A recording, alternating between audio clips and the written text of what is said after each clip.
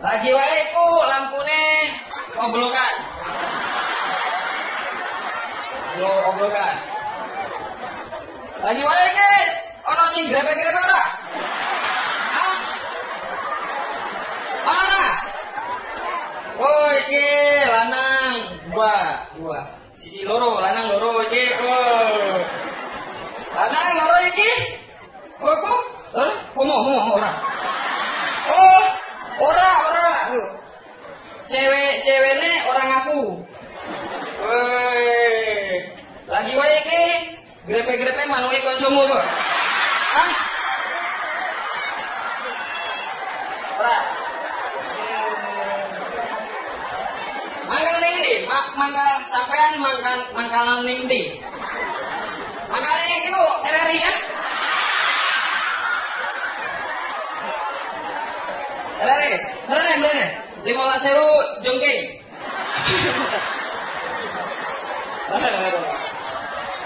Astagfirullahaladzim. Zamane wes modern, masih wae ngomong masih istighfar. Oh ini orang Solo cakep-cakep ceweknya ya. Yang marah aku bercanda.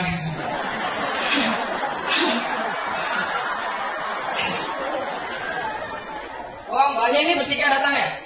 Duduk. Ini sama mas saya. Ini bertiga berarti datang. Wih. Naik apa ke sini, Pak? Naik motor ya? Naik motor bertiga. Asik. Naik motor kan? Bohong, itu mukanya berdebu. Pinjem. Buat tayamum.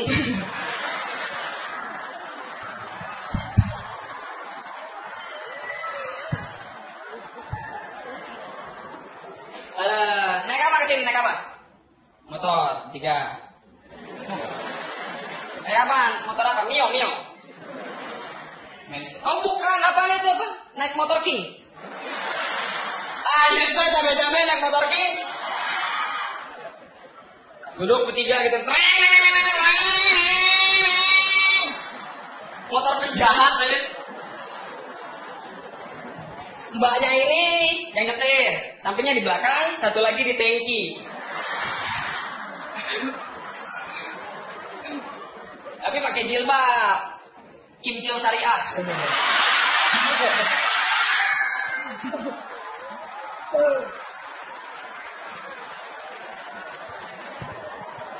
Naik motor King kayak penjahat, bertiga kimcil syariah. Terus di speedometernya ada Allah sama Muhammad. Ini kimcil syariah. Astagfirullahaladzim. Makanya ini, Mbak Ning iku apa aku? BI ya. Mangane bakso bakar ya. Astagfirullah, enggak Mbak, bercanda. Kita begitu kalau bercanda suka serius. Assalamualaikum. Astagfirullah. Teman-teman. Terima kasih teman-teman udah ngundang gua sama Abdur. Sini mana fans Abdur?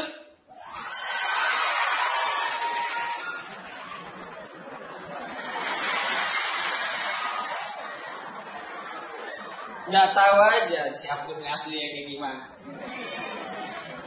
Abdur itu afui. Si Abdur itu ya pertama kali gua sebenarnya salut sih sama Abdur deh.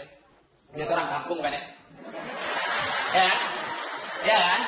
Iya, itu realita, fakta. Dia itu orang kampung, terus belajar, dapat beasiswa, sampai S2 beasiswa dia. Hebat ya. Lagi tesis sekarang kan? Udah selesai apa belum? S2 udah selesai tapi bisa pengangguran nanti. Ya. gua skripsi belum selesai, pengangguran komplit. Dia tuh S2 dari beasiswa gitu kan, terus masuk ke Kompas pertama kali ke Jakarta gitu. Terus lihat, gedungnya tinggi-tinggi ya. Waduh. Win, ini di gedung ada monyet apa enggak? Terus kita masuk ke hotel gitu kan, terus buka kamar mandi, dia teriak-teriak, jauh sumber air Sudeka. Astagfirullah. Terus jalan gitu kan, itu nggak pakai koteka kan? Jalan-jalan lihat, astagfirullah, lihat mobil lewat warna hijau ditombak. Terus dia nanya, Win, itu binatang apa? Itu angkot, kampung.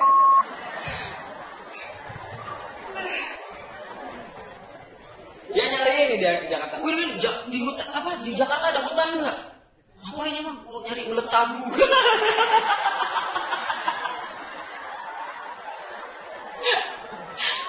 Gak bisa makan nasi dia, makan ulet. Abdur. Gitu sih Abdur. Dan teman-teman lepas dari Abdur nggak jelas Abdur. Oh ya, teman-teman, tau gak sih kemarin tuh gue habis baca berita di koran gitu, katanya ada koran internet gitu. Di situ beritanya katanya ada iPhone 5 meledak dan kena mata penggunanya. Ada yang pernah baca berita itu? Ada ya? Dan ternyata itu bukan cuma iPhone 5. Kemarin temen gue beli tab, itu kan ada akseleratornya, pasti kocok-kocok meledak. Taunya dia belinya tab with shocking soda.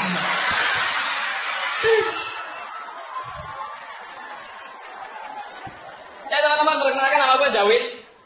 Nama gue Zawin. Mbak, nama saya Zawin, Mbak.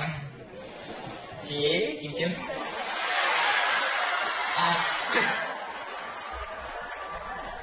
Nama saya Zawin. Gue lulusan dari salah satu pesantren modern daerah Banten. 6 tahun, SMP sampai SMA gue di sana. Sampai sekarang gue masih banyak orang berpikir katanya lulusan pesantren cuma bisa ngaji dan ceramah. Sok tahu. Gue nggak bisa dua-duanya. Ini loh, pesantren gue itu letaknya itu di kampung cuy. Kampung lagi, masuk kampung lagi, nah lu lihat sebuah komplek. Itu pesantren gue. Itu benar-benar di kampung. Di deso. Ya kayak masih lah. Itu deso. Dan pesantren gue itu letaknya itu benar-benar di antara dua gunung.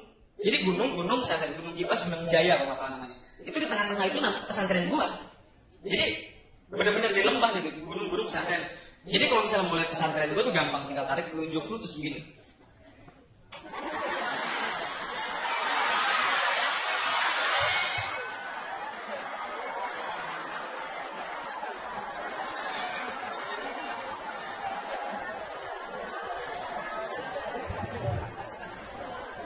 Astagfirullah.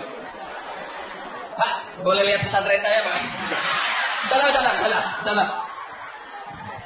Dan itu tuh ya, itu benar-benar kampung banget ya, benar-benar kampung banget. Biasanya anak muda, kalau di Solo apa namanya mallnya Paragon ya. Anak-anak muda di Solo malam minggu pacaran mungkin janjiannya di Paragon. Di sana nggak ada mall. Malam minggu anak muda itu pacaran janjiannya di Indomaret kan. Nggak ada mall gitu. Jadi kalau misalnya di mall kan misalnya di Jakarta Senayan City gitu. Orang kan kalau janjian teleponan sama ceweknya gitu. Oh sayang kamu di mana? Aku di lantai 1 nih, udah di Senayan City. Oh kamu Senayan City? Aku di samping Senayan City nih di lantai 3. Oh aku di lantai 1. Ya udah aku ke sana. Di sana coy. Oh sayang kamu di mana nih? Aku di samping Indomaret. Di sini aku juga di Indomaret. Kamu di mananya? Aku di depan rak buku. Aku di depan rak mie. Itu janjinya begitu coy. Dan itu Indomaret itu jauh, belasan kilo, jalan kaki, gak ada angkot. Ojek jarang-jarang, paling ojek motor gak ada, ojek sepeda gak ada, ojek orang digendong. Itu jauh banget coy, ibaratnya nih, misalnya kita dari pesantren jalan kaki ke Indomaret mau beli Yakult, sampai Indomaret beli Yakult, pulang lagi ke pesantren, ini Yakult, bakterinya udah berkembang biak.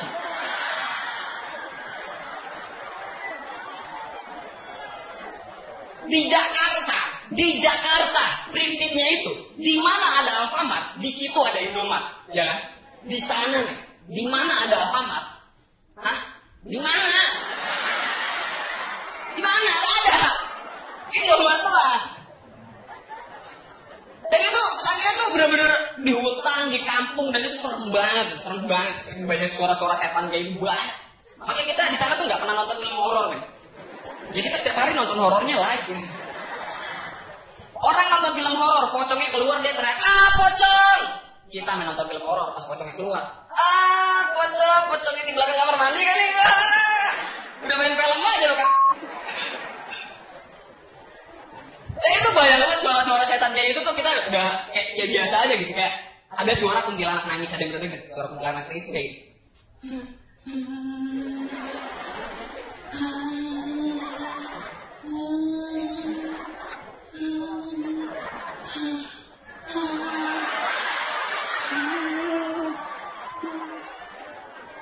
Itu suara kuntilanak nangis ya, bukan suara orang sange, ingat.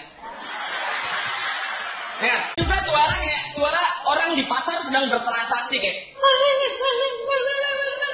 Itu banyak. Yang paling serem itu kalau lu ngedenger suara kuntilanak ketawa. Simpel, padat, dan menyeramkan.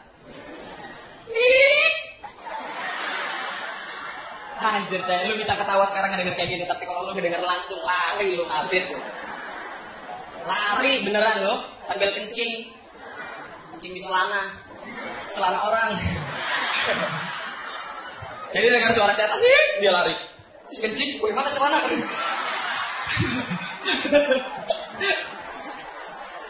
Yang kasihan kalau gitu cewek, dengar suara, dia lari, terus pengen kencing jongkok. Celana mana celana?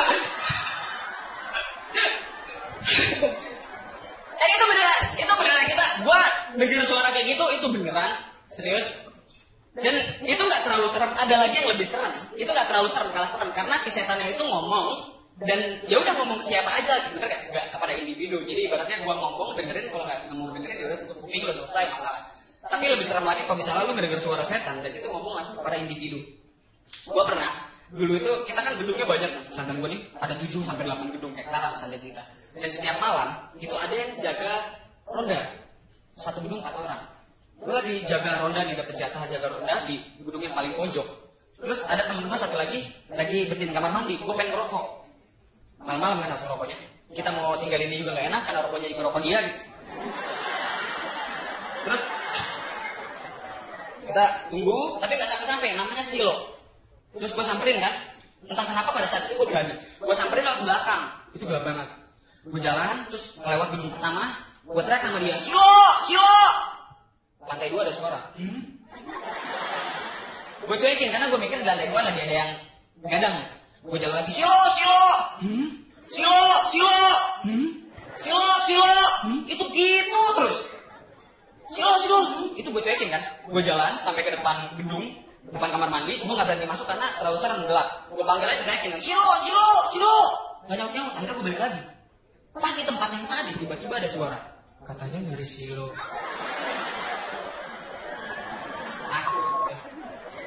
Astagfirullah, itu serem banget beneran. Pada saat itu kaki gue gemeteran dan gue gak berani lari. Karena gue mikir kalau misalnya gue lari gue takut diikutin sama setannya. Makanya gue diem, gue tunggu setannya lari baru gue ikutin. Itu serem banget ya. Sama. Karena prinsipnya gini, kalau misalnya kita berani, setannya bakal takut. Kalau kita takut, setannya bakal berani. Kalau kita berani, setannya tetap berani. Berarti kita lagi apes. Simple saya. Dan suka juga ada orang-orang kesurupan. Terus kalau beneran cerita ada temen gua, kakak kelas gua. Biasanya orang kalau kesurupan dibacain Yasin dia kepanasan, bener ya? Ini anak si kampung ini pas kesurupan kita bacain Yasin. Bismillahirrahmanirrahim. Yasin wal Qur'anil Hakim innaka laminal mursalin. Setannya jawab, ala siratil mustaqim tanzil azizul hamid. Malah hafalan dia.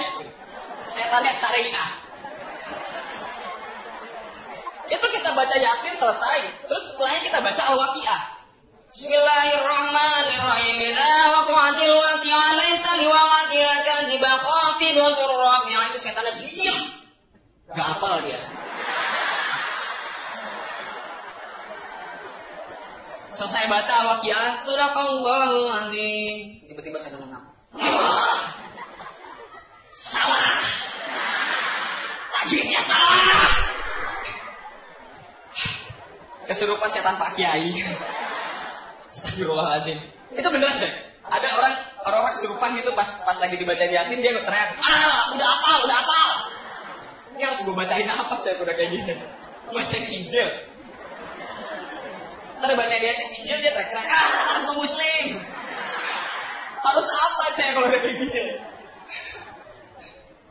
Makanya teman-teman gue sering ngalamin hal-hal seperti itu, makanya gue suka bingung sendiri kalau ngelihat acara dunia lain. Itu dunia lain tuh kayak kita nonton satu orang, jam 12 ke atas ya, nonton satu orang, disorot sama kamera, dan itu live.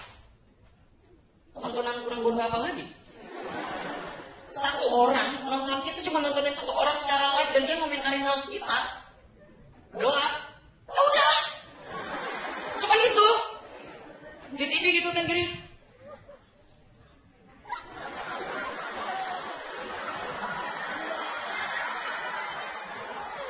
Astagfirullah, Allah Akbar,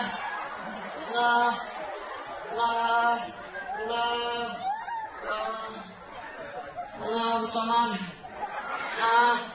Di sini ada pohon, daunnya warna hijau, ada akarnya. Semua pohon juga gitu. Ada putih. Salah dikit itu jemuran. Putih melati Alibaba. Astagfirullah, itu benar kuntilanak dia mendekat. Astagfirullah, Allahu Akbar. Setan nyaut, asyhadu an la ilaha illallah. Jadi ajat. Itu aneh kok, kalau menurut gua aneh. Terus yang jadi ininya juga siapa coba yang jadi apa namanya? Yang jadi paranormalnya. Kalau dulu paranormalnya serem-serem kan? Bapak-bapak, gede, hitam, kumisan, cambangan, jenggot, bulu panjang, macam-macam. Namanya juga Ki Joko Bodo, Ki Hajar Dewantara, Cipto Mangunkusumo, Tan Malaka, Sohoki, macam-macam. Sekarang yang jadi paranormalnya siapa? Cewek indigo. Cakep pakai hotpen malam-malam. Jangan setan, gue juga demen. Terus dia mediasi gitu kan? Ada orang terus dia masukin setan. Ini siapa? Ini siapa?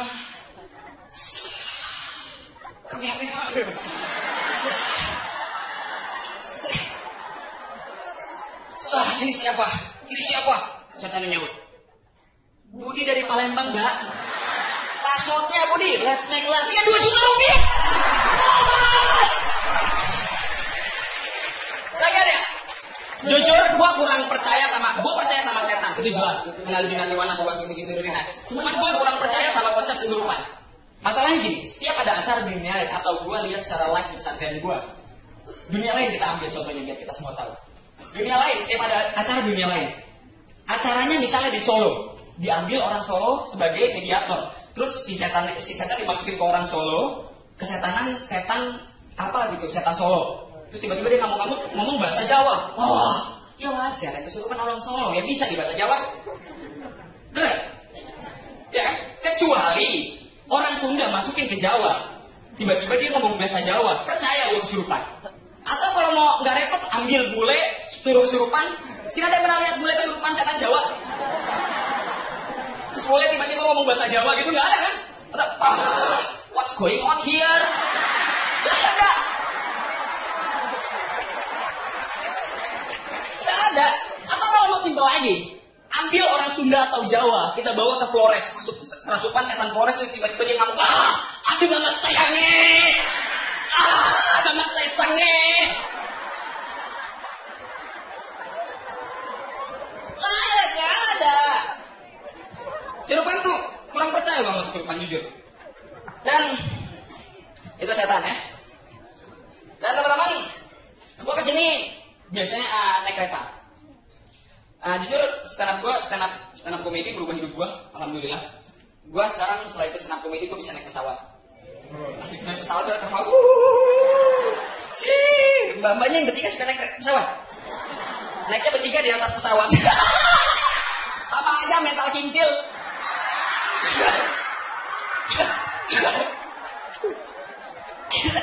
Gue akan sama saya. Kayak naik tangga.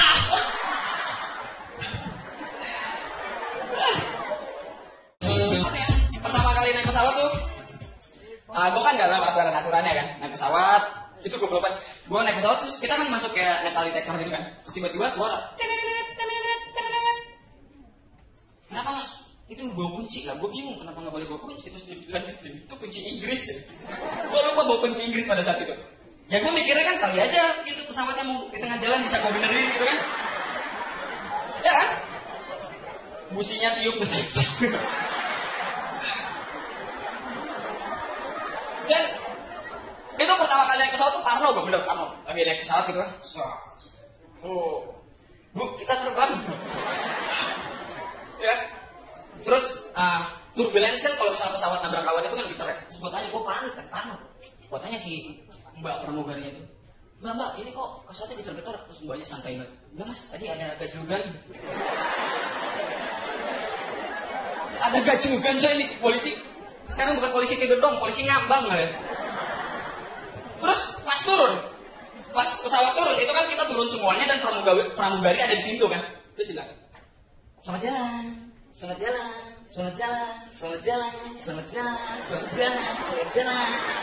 Taunya pakai recorder aja. Dan suara pramugari itu biasanya berubah-berubah cuy. Selamat jalan, selamat jalan, selamat jalan, selamat jalan, selamat jalan, selamat jalan, selamat jalan, selamat jalan, selamat jalan, selamat jalan, yuk selamat jalan, yuk. Itu suaranya itu loh, kalau lu perhatiin itu berdasarkan siapa yang keluar. Kalau ganteng, selamat jalan. Kalau biasa aja, selamat jalan. Kalau jelek, tuh pintu.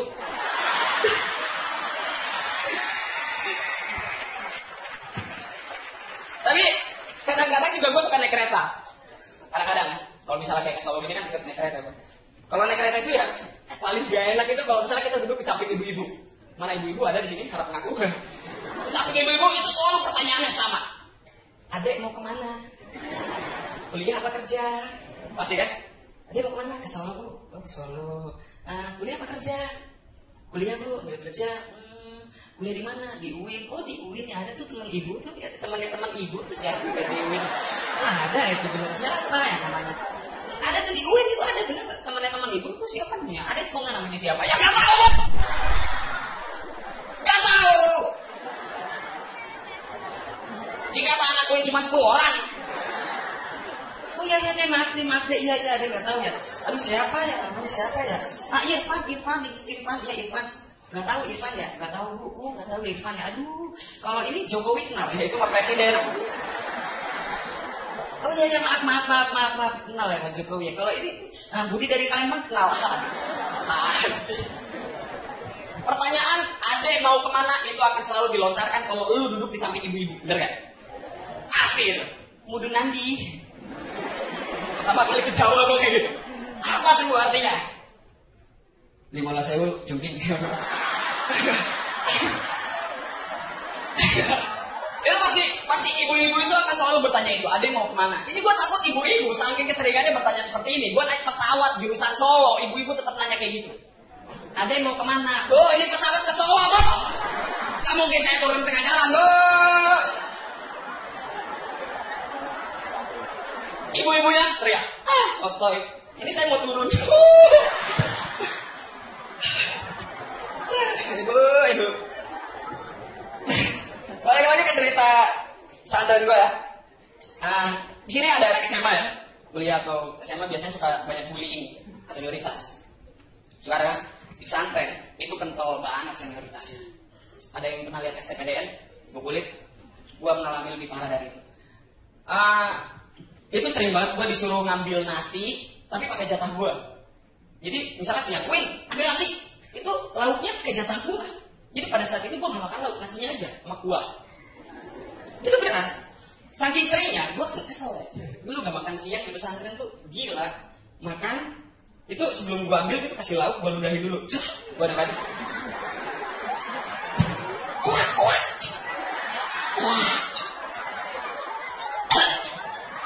Itu beneran. Terus selesai kita kasih kan nggak kelihatan udah kita kan. Ada teman gue yang kesel, itu beneran, diludahin itu beneran. Ada teman gue yang kesel banget, dia disuruh, namanya Wildan. Si Wildan ini disuruh beli fruity, tapi nggak dikasih uang. Dia beli fruity, akhirnya dia nggak punya uang, dia minjem duit temennya. Dia ke warung, ke mana? Kiftir, kantin. Ke kantin beli kiftir bahasa Arab coy. Dia beli apa namanya? Beli fruity itu, dia beli fruity. Terus setelah beli fruity pakai duit minjem itu, dia ke kamar mandi diminum sedikit dikencingin. Beneran, itu saking bencinya kita. Dan itu kita dikasihkan ke seniornya sama si Wildan, sambil deg-degan dia kasih. Ini kak fruity-nya. Terus si senior minum. Ini kok rasanya beda ya Wildan? Wildan ketakutan kan? Wah ini gimana nih? Bilang aja rasa baru. Ya kan itu rasa baru kan? Pantesan beda ya. Tapi enak sih, agak kecut-kecut sepet gitu. Enak. Bagus kita beli lagi. Dibilang enak, Wildan bingung kan? Masa sih enak? Cobain ayo. Cobain ayo. Itu senioritas kayak gitu tuh beneran. Dan kita kalau di pesantren itu kan karena waktunya sempit. Nah, sore itu kita cuma punya waktu 1 jam. Kita harus selesai makan dan mandi, sedangkan semuanya itu kita ngantri. Akhirnya kita ngakalinya, makan nggak boleh bareng, mandi kita barengan. Itu satu kamar mandi 2x2, kita bisa mandi berdua, bertiga, bahkan berempat.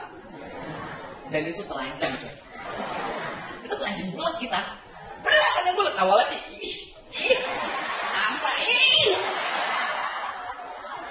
kalau udah keseringan kita biasa aja gitu. Oh.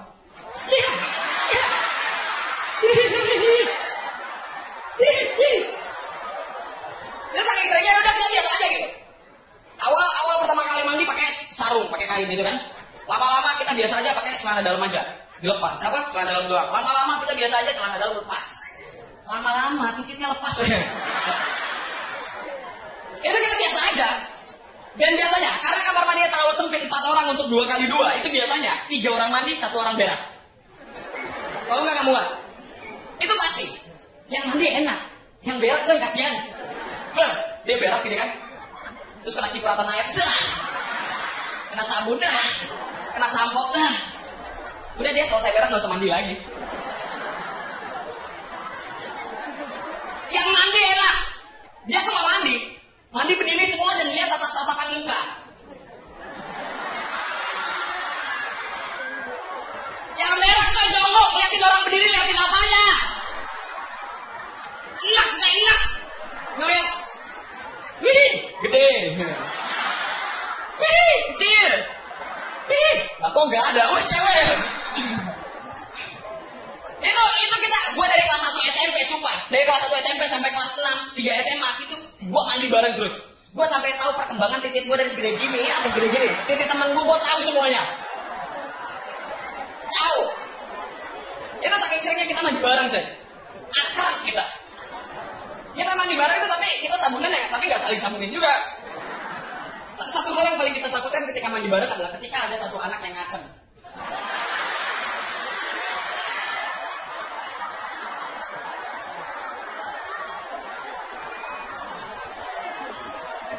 FOMO.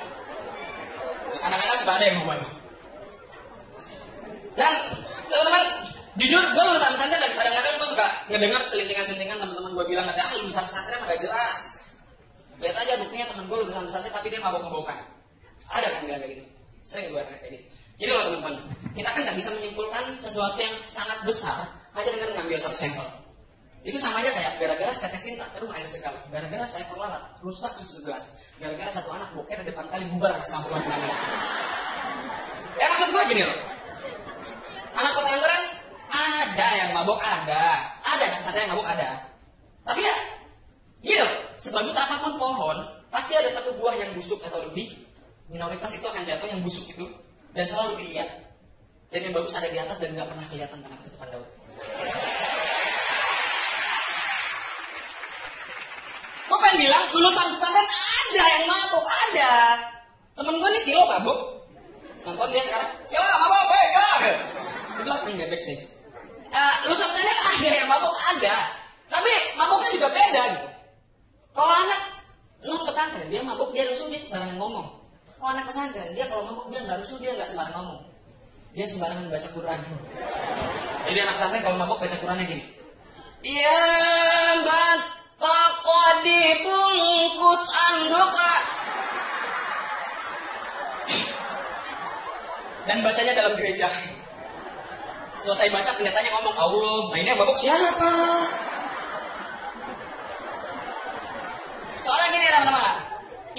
output pesantren yang mabok-mabokan misalnya. Kita ambil contoh output pesantren yang mabok-mabokan. Padahal dalam suatu pendidikan itu ada istilah input, output, dan transformasi. Output siapa yang masuk? Output siapa yang masuk nih ya? Input siapa yang masuk? Transformasi masa pendidikan, dan output siapa yang keluar? Ada istilah garbage in, garbage out. Ada yang pernah dengar itu? Pesantren sekarang ini. Pesantren siapa yang masuk? Yang masuk pesantren siapa? Ya anak-anak bandel yang udah gak sanggup orang tuanya urusin, anak-anak yang gak mau diurus sama orang tuanya, anak-anak mabuk, anak-anak yang benar-benar udah bandel banget gitu. Gua enggak juga. Iya kan? Ya kan? Sekarang SMA unggulan, mau dibandingin sama SMA unggulan. Siapa yang masuk SMA unggulan? Siapa yang masuk SMA unggulan? Anak pintar yang disaring lagi. Pintar dari pintar, baru dia bisa masuk SMA unggulan. Ya mana mungkin juga seorang anak yang cerdas dari awal dia sekolah di SMA unggulan keluar jadi tukang semen? Gak ada. Anak pesantren siapa yang masuk, coy? Ya begitu. Tapi aneh juga gitu. Sistem pendidikan kayak anak SMA unggulan cuma buat orang-orang pintar dan disaring lagi. Kita niatnya pengen sekolah itu kan karena kita bodoh, pengen belajar supaya pintar. Tapi kok ini harus pintar dulu baru bisa sekolah. Bener? Itu sama kayak gue sakit, gue pengen berobat, milih rumah sakit yang bagus, pas masuk dibilang sama dokter, kamu ngapain di sini? Saya sakit pak, udah sembuh belum? Ya belum, pak. Keluar dulu, sembuh dulu baru boleh sini. Anjir mati gue coy. Sebelum mati, sebelum itu, terus gue pengen taubat ke masjid. Aduh, gue pengen ke masjid nih. Pengen taubat, nah tapi sayang, maksiat dulu. Baru taubat. Pas taubat tiba-tiba dicegat sama Pak Kiai. Kamu ngapain di sini? Mau ibadah, Ustaz, biar masuk surga. Iya, pengen masuk surga, pengen ibadah. Udah masuk surga belum? Ya belum, pas saya belum mati. Itu coy. Itu aja. Tenang. Ada yang mau nyawer? Ya, kita nggak bisa menyebutkan sesuatu yang besar ini.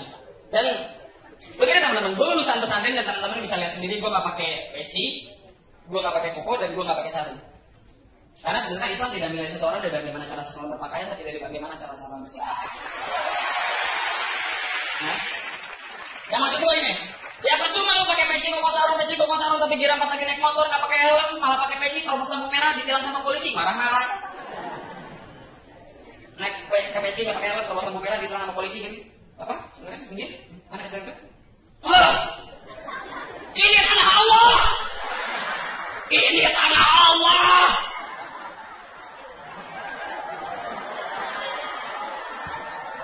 Iya pak, ini tanah Allah pak, tapi bapak terobos lampu merah. Zaman Rasul nggak ada lampu merah. Iya pak, zaman Rasul nggak ada lampu merah pak, tapi zaman Rasul juga nggak ada motor 2 tak. Kalau bapak mau terobos lampu merah pak, jangan naik motor, naik onta. Onta nggak ada yang 2 tak. Sakaratmu.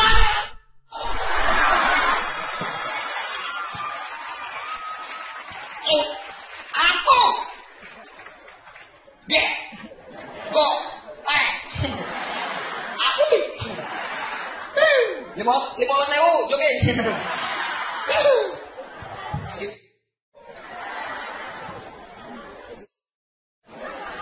Ya maksudnya begini teman-teman, ya percuma pakai peci koko sarung gitu kan, karena menurut gue gini, fungsi pakaian itu ada 2, visual dan fungsional menurut gue. Visual enak dilihat, dan bisa merepresentasikan sikap. Ya percuma pakai peci koko sarung, tapi gerak pas lagi bulan puasa, ada warteg buka, padahal udah kasih tirai tapi tetap digerebek. Padahal katanya digerebek atas nama Allah. Emang lu pernah lihat gitu Allah turun di jalan gak gerebek warteg? Maksud gua, ya jangan digerebek lah. Kasian. Gua belum kenyang. Mereka berteriak ingin dihargai, tapi mereka gak menghargai siapa yang bukan agama mereka.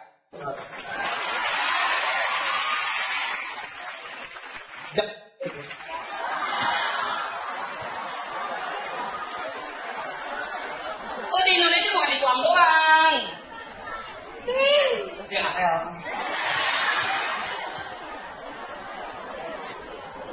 Karena gini, ya percuma gitu pakai peci koko sarung, dan pas lagi ceramah di atas panggung. Tapi pas lagi ceramah gitu, kepala orang dipiting. Diinjak-injak. Siapa namanya tuh? Ustaz Hariri, Harajuku, Harakiri lah. Lagi ceramah. Ada soundman salah terus dipanggil. Soundman tadi ya. Ah, siap. Sampai depan kepala dia. Ayo sih manusia kaya sih itu belum sesuai. Ayo sih masuk lagi gimana sih? Ya maksudnya gini loh. Lu pengen injek kepala orang, lu pengen berantem, lu pengen pecahin kepala orang ya bebas, serah ya. Tapi pakai ceramahnya lepas dulu. Ya, gue bilang pakai ceramah bukan pakai Islam, nggak ada pakaian dalam Islam yang penting hanya menutupi aurat dan tidak menunjukkan tubuh. Gue kan lepas dulu pakaian lu. Lepas dulu gitu pakaian ceramahnya, lepas dulu. Kalau kita lihat Smackdown, The Rock juga pas lagi nge-make gak pernah pakai peci.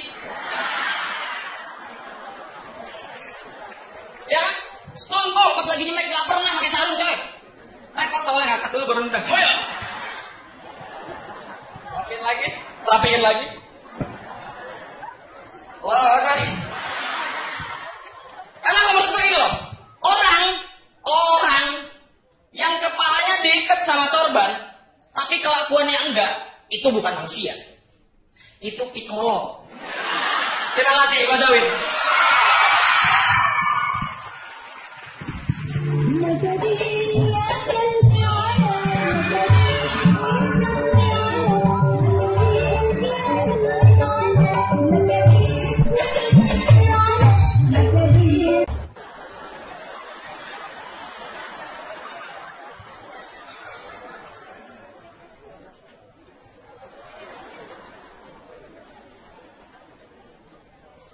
Kayaknya saya salah panggung ini. Siapa yang jual nasi kucing di sini? Masih nih kayaknya jual nasi kucing. Bukannya mirip-mirip parang soalnya.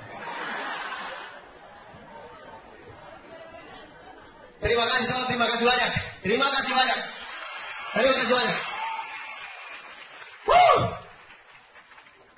Kayaknya ada yang kurang ya.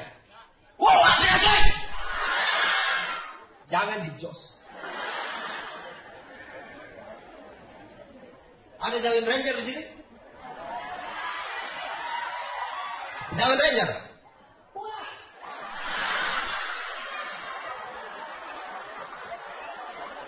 Buat apa di sini? Saya jual kabel itu pulang. Zawin Ranger, ajaran saya sampai ikut. Itu ajaran makan berhala itu. Ya, terima kasih banyak teman-teman. Terima kasih banyak. Kalian yang luar biasa istimewa. Terima kasih banyak. Saya tidak pernah menyangka datang ke Solo kemudian ramai begini. Mari sebelum saya mulai ini, mari kita berdoa dulu teman-teman. Iya. Saya takutnya begitu saya tampil begini baru listrik mati. Teman-teman, jujur saya itu merantau dari kampung saya itu jauh-jauh datang ke sini, datang ke Solo. Ini saya pikir di sini ini sudah bebas dari listrik mati.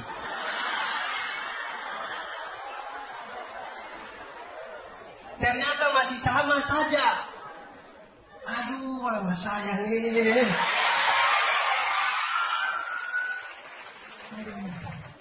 Untung di sini air tidak susah. Lumayan lah, ini teh ada banyak ini. Lumayan lah, sudah ada air minum di sini. Oke teman-teman, datang ke Solo, kemudian saya tidak menyangka bisa sebanyak ini. Kemudian tadi ada sesi meet and greet. Yang tadi ikut meet and greet boleh tepuk tangan. Oh yang depan-depan ini ya, ikut meet and greet, terima kasih banyak. Kemudian tadi di meet and greet itu ada yang lucu teman-teman. Jadi ini tadi waktu saya salam-salam itu ternyata saya ketemu ini bapak dan kedua anaknya yang ada di sini. Oh sekarang sudah ada ibunya ya, sudah lengkap. Tadi cuma bapak kemudian dengan anak 3 orang. Jadi saya pikir bapaknya ini mungkin ajak anaknya mau memperkenalkan dengan mama baru mereka. Sumpah ibu, tadi bapaknya bilang begitu ke saya. Sumpah. Bapak sengaja senyum-senyum tadi bilang ke saya begitu. Gitu. Soal itu yang uniknya adalah teman-teman. Jadi di sesi meet and greet itu ada tanya-tanya dari teman-teman yang ikut tadi. Kemudian adik 2 orang ini, yang laki-laki ini 2 orang yang masih kecil ini, itu dapat kesempatan untuk bertanya. Kemudian dia maju dengan adiknya. Dia maju kemudian ditanya sama MC. Ya adik, mau tanya apa dengan ini Zawin dan Abdul? Ini berdiri di tengah mic. Lama begitu. Dia pegang mic, dia pikir-pikir. Kemudian dia bilang begini, saya sebenarnya tidak tahu stand up komedi. Kemudian saya langsung berpikir, ini anak tidak tahu stand up komedi. Kemudian mungkin dia datang, dia lihat siapa di sini. Mungkin, jangan-jangan, malam ini kan ada The Sigit ya. Mungkin dia lihat itu poster The Sigit paling. Kemudian dia datang ke Hello Solo itu, dia datang. Hello Solo lagi, Hello Solo itu. Maaf, pihak sponsor maaf ya.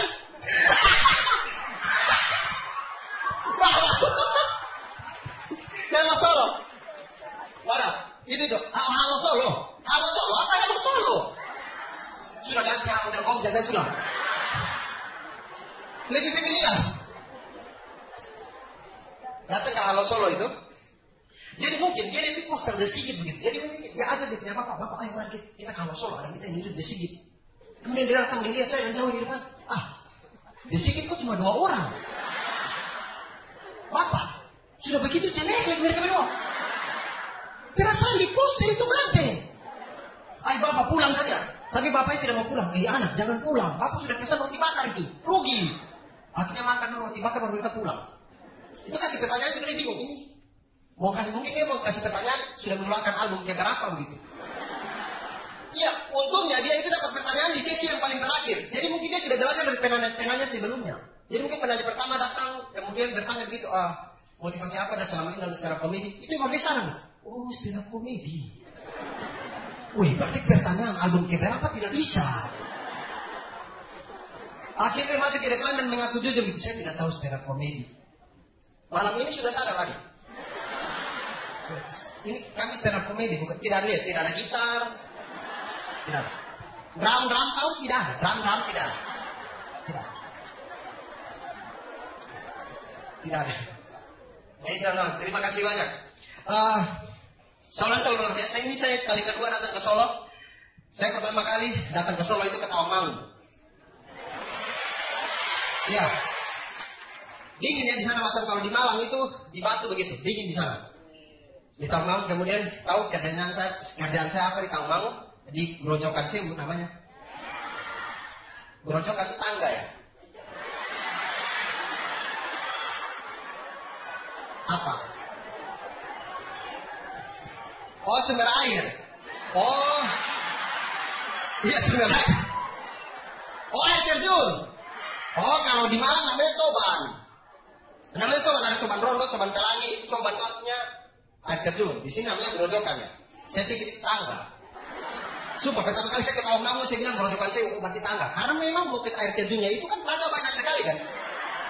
Jadi saya itu tiap kali turun itu saya hitung. Ini betul tidak kasih nama, ini betul 1000 tidak. Saya hitung. Ternyata sampai bawah cuma 927. Orangnya tipu saya. Saya bilang, Pak, stop tipu-tipu.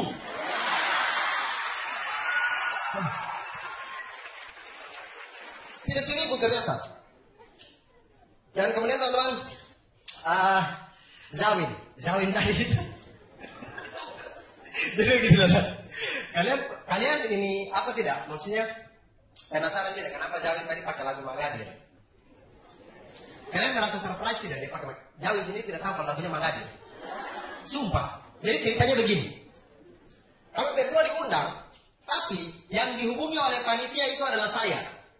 Jadi Zawin mengetahui segala informasi tentang acara ini itu melalui saya, termasuk tiket dan segala macamnya. Waktu kami di kereta tadi malam begitu, jalan di kereta, Zawin sudah tidur di sebelah begitu, sengaja taruh kepala di sini, jangan dekat-dekat. Curi-curi kesempatan, dia pikir saya bakal jatuh hati balik. Sudah tidur dia kan, kemudian panitia itu menghubungi saya, WhatsApp begitu. Mas Abdul, besok tampil pakai lagu apa? Begitu kan. Kemudian saya bilang, lagu apa saja terserah, yang penting jangan melo. Jangan-jangan kita mau tampil begitu baru dipanggil Abdul, kemudian menghitung hari, detik demi detik itu kan kita mati jadi. Acara mati kita tidur. Jadi akhirnya saya bilang lagu apa saja yang penting jangan melo. Tapi Zawin itu biasanya pakai lagu kasidah. Saya bilang begitu. Dan tadi itu di belakang itu saya ketawa setengah mati. Begitu dipanggil, ya kita sambut juara 3 Suci 4. Magadio, Istanbul hayal, Magadio, Istanbul. Itu saya ini lagu begitu mau mati. Saya mati kau kapok.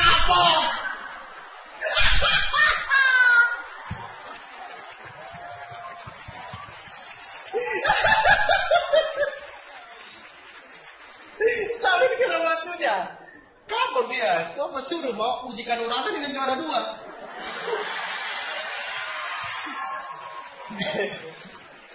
Tapi tidak sampai situ, teman. Karena ini pengalaman pertama. Saya tidak akan mulai dari sini. Kalau ada yang undang, saya akan siapkan lagu sendiri. Sumpah. Saya kan pesannya bukan lagu melo, lagu yang semangat gitu. Tapi tadi diputar sama panitia lagunya siapa? Lagu Marsupilami itu. Lirik tidak jelas. Awak.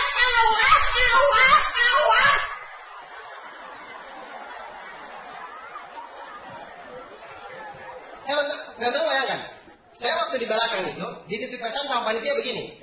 Bang Abdul, nanti kami putar lagu, masuk pas lirik AUA ya.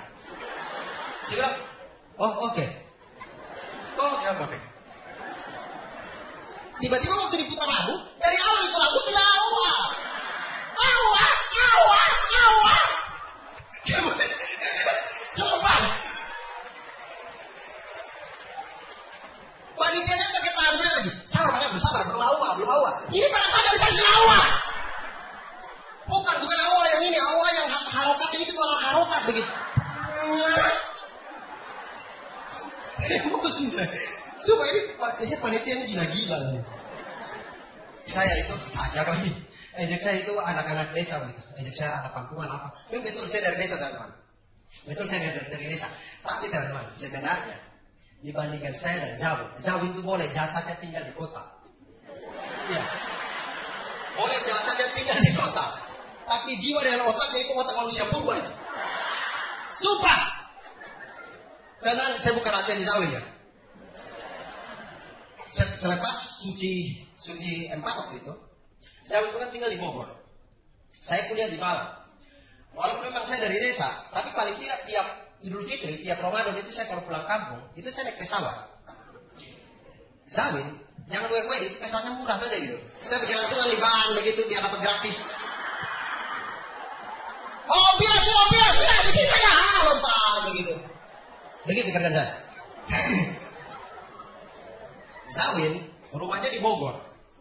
Jadi kuliah di Jakarta. Jadi dia perjalanan paling panjang yang dia lakukan seumur hidupnya dia ya sudah Bogor Jakarta sudah gitu. Begitu saya. Jadi orang ini tidak pernah merasakan namanya pesawat. Tidak pernah teman-teman. Kami diundang ke Samarinda. Saya Zawin Dodi diundang ke Samarinda. Sampailah kami di Bandara Soekarno-Hatta. Dan kalian tahu kalau bandara itu kan ada mesin X-ray-nya. Bukan mesin sih, alat X-ray untuk mendeteksi logam atau barang-barang tajam gitu kan. Barang-barang terbuat dari logam. Jadi kami masuk begitu. Saya masuk, aman. Dodit masuk, aman. Zawin masuk. Zawin masuk, tiba-tiba bunyi itu besar sekali. Titit. Saya terus pikir, wih ini tititnya Zawin tegak. Bunyi besar sekali. Saya langsung, wih mungkin dia sudah berdiri. Semua ini bahaya. Saya pikir, ini jangan-jangan dia terbuat dari logam dan apa gitu. Bunyi besar sekali. Ternyata, waktu diperiksa itu, di tasnya Zawin itu, tahu dia bawa apa? Dia bawa kunci Inggris. Sumpah, dia bawa kunci Inggris yang besar macam kita untuk buka-buka pipa itu. Mungkin dia pencuri dari Mario Bros. Apa kah? Kunci pipa besar, kunci Inggris yang pipa, untuk pipa punya besar, dia bawa itu. Gimana saya tanya kan, Zawin buat apa kau naik pesawat bawa itu kunci Inggris? Aduh, saya takut tadi awan nanti pesawat businya mau ganti lagi. Ganti busi di awan. Untungnya teman-teman, waktu kami ke Solo ini, kami dibelikan tiket kereta api. Untung kereta api. Untung. Seandainya kalau kami diberikan tiket pesawat itu, mungkin dia bawa kompresor itu. Dia bawa kompresor. Takut ban pecah di awan kan? Atau takut otaknya yang pecah apa kan? Jangan. Orang gila ini. Di dalam pesawat teman-teman, pramugari menjelaskan tentang cara-cara keselamatan. Biasalah itu namanya sudah cara kerjanya memang itu pramugari gitu. Jadi menjelaskan. Dan Zawin itu orangnya kan jarang mandi. Jadi pada waktu itu dia lagi bau sekali. Itu dia punya bau itu sampai mesin jet pesawat itu sampai batuk-batuk.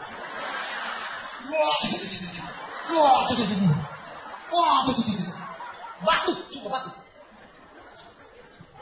Itu saya duduk di sebelahnya dia, teman-teman. Saya duduk di sebelahnya dia. Headset saya pasang di hidung. Dan napas dari telinga. Woi, bau sekali. Jadi pramugari ini seperti ini. Ini yang bagian kanannya, ini yang bagian kirinya. Kemudian pramugari di tengah menjelaskan. Penumpang sekalian, ketika tekanan udara di dalam pesawat menurun, maka akan turun masker oksigen dari atas kepala Anda. Tariklah masker oksigen ke arah Anda, gunakanlah menutupi hidung dan mulut, dan bernapaslah seperti biasa. Ketika pramugari ini pakai ini masker oksigen, dia tidak buka lagi. Wih, Zawin di sebelah ini baunya minta ampun. Sumpah.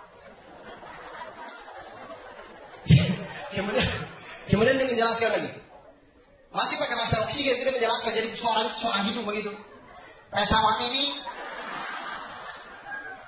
ini dilengkapi 10 pintu darurat, 2 pintu darurat di kabin bagian depan, 4 pintu darurat di kabin bagian tengah, dan 4 pintu darurat di kabin bagian belakang.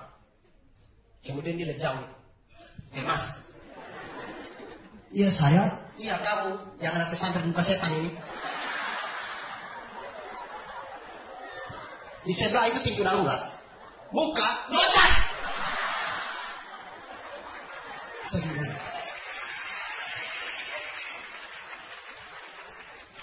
Tidak kurang-kurang sampai di situ teman-teman. Waktu di atas pesawat, kita sudah di atas awan lah begitu kan. Menari di atas awan begitu. Zawin perut sakit. Jadi bilang, dia kan bisa turun. Saya ke kamar mandi dulu. Oh, oke. Dia pergi kamar mandi. Kemudian saya kan tunggu kan. Saya duduk tunggu 15 menit belum datang. 20 menit belum datang. 30 menit juga belum datang. Kemudian saya penasaran kan. Ini Zawin ini ngapain di dalam? Saya mulai berpikir kemana-mana. Iya, saya mulai berpikir kemana-mana. Apa gara-gara pramugari terlalu cantik jadi dia tidak tahan? Mungkin kunci Inggris yang dia bawa itu dia pakai untuk ukur. Saya tidak tahu. Pikiran saya sudah kemana-mana. Kemudian berselang beberapa menit setelah itu, saya lihat pramugari jalan ke WC. Kemudian mulai ketuk pintu toilet begitu. Mas, ada yang bisa kami bantu? Lihat, ada laki-laki dewasa masuk ke toilet lama. Kemudian ada pramugari datang minta tawarkan bantuan gitu. Mas, ada yang bisa kami bantu? Coba pikirkan, kira-kira dia sedang apa di dalam? Coba. Sampai pramugari datang minta tawarkan bantuan. Saya langsung berpikir, wah ini macam-macam ternyata. Di atas pesawat ini azab gampang kena ini. Lebih dekat dengan Tuhan, coy.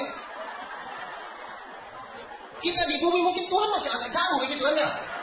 Masih lapisan ozon masih banyak, masih 7. Ini sudah di atas ini Tuhan juga tunjuk begini langsung meledak. Saya langsung takut, saya bilang, Zawin bahaya. Ternyata teman-teman, usut punya usut. Zawin itu setelah dia buang air, dia tidak tahu tombol flash itu yang mana. Dan kalian tahu yang ditekan tombol apa? Yang ditekan itu tombol emergency call. Jadi tekan begitu, warna merah itu biasa kan ada warna merah, ada warna biru kan. Tapi warna biru itu di belakang sini yang tombol flash. Yang emergency call itu di sini. Jadi pikir, oh ini tombol. Ditekan, dia lihat, oh masih ada. Ditekan lagi, masih ada sampai pramugari datang. Saya takutnya teman-teman, untuk emergency call yang ditekan itu pramugari yang datang tanya, bagaimana kalau pilot yang membatalkan penerbangan? Mayday Soekarno-Hatta, kami harus mendarat darurat, ada keadaan darurat di atas pesawat. Kemudian ditanya, ada keadaan darurat apa pilot? Ini Zawin merah. Kan tidak asik ya? Zawin. Alhamdulillah teman-teman, sampai sejauh ini berkat dukungan kalian semua, alhamdulillah, saya sekarang itu sudah syuting film. Ya, alhamdulillah. Filmnya judulnya Catatan Akhir Kuliah. Kalian nonton nanti rilisnya sudah selesai syuting, rilisnya Februari 2012 insya Allah. Dan di sini, ini di saat saya bisa berbangga pada Zawi. Dia belum syuting film coy. Saya sudah. Tapi Zawi sebenarnya pernah syuting film sih. Dia waktu itu syuting film itu judulnya Operasi Plastik Berujung Bunting. Yang dioperasi cewek, yang bunting dia. Begitu melahirkan keluar plastik, kemudian dia mati. Tamat. Cuma filmnya begitu saja. Oke teman-teman, di catatan akhir kuliah ini teman-teman, bercerita tentang pendidikan di Indonesia, kurang lebih. Kemudian dunia kampus. Dan di film ini menariknya adalah bercerita tentang 3 orang sahabat. Salah satunya saya, kemudian ada Muhardi Aco, stand up comedian Metro TV kalau kalian tahu.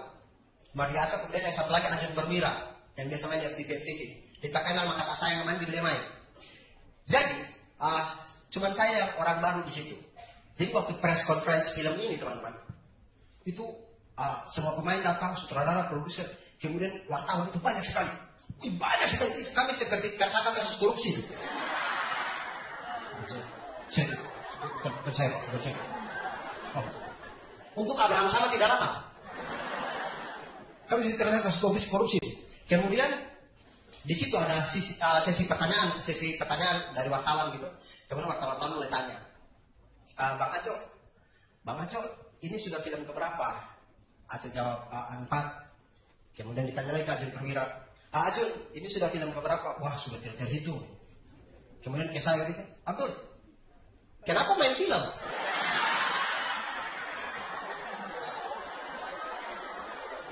Bertanya gitu. Dia mengiris hati begitu pertanyaan. Padahal saya sudah siap jawaban. Kalau ditanya ini film pertama saya sudah siap untuk jawabannya segala macam. Saya susun 30 hari 30 malam itu. Dia ditanya.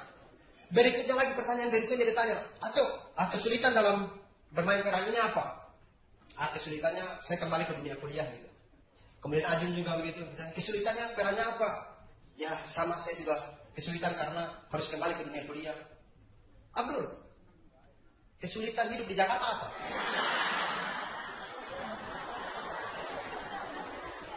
Dan kalian tahu berita keluar itu Aco bermain film. Ajun kembali ke dunia kuliah. Takut keluar anak timur soal Jakarta. Beritanya begitu, tentang tidak ada tentang film. Sebenarnya orang kurang ajar ini wartawan.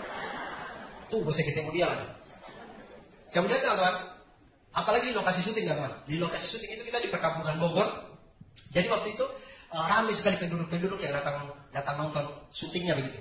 Kemudian Aco lewat, mereka mulai komentar, wah ini stand up comedian Metro TV ini, wah lucu sekali dia ini. Aco lewat, wah ini yang di TV ini, ganteng sekali. Saya lewat, wah ini siapa Pak? Itu artis biasa di TV. Biasa di TV? Acara apa? Acara.